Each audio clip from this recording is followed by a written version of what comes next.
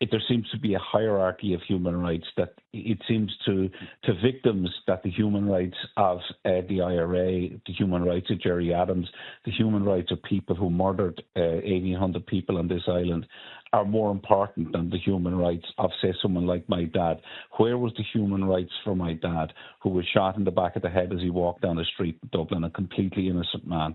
Now, the former Sinn Féin President Gerry Adams and 400 others could be in line for a payday from the taxpayer under plans to repeal the Legacy Act in the UK that would change legislation barring compensation to those who were interned without trial during the Troubles in the 1970s. We're joined by Austin Stack, son of murdered prison officer Brian Stack and author of Justice for My Father, which is going to be released in March.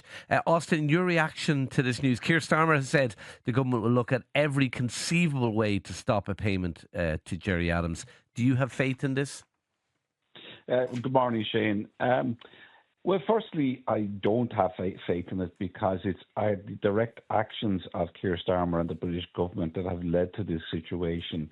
By repealing that section of the Legacy Act, and they are leaving the door open, because there has been a decision made in a court case in Northern Ireland, in the High Court of Northern Ireland, where that section of the Act was found to be not compatible with the European Human Rights Convention. Kyle Starmer is the author of his own downfall in this.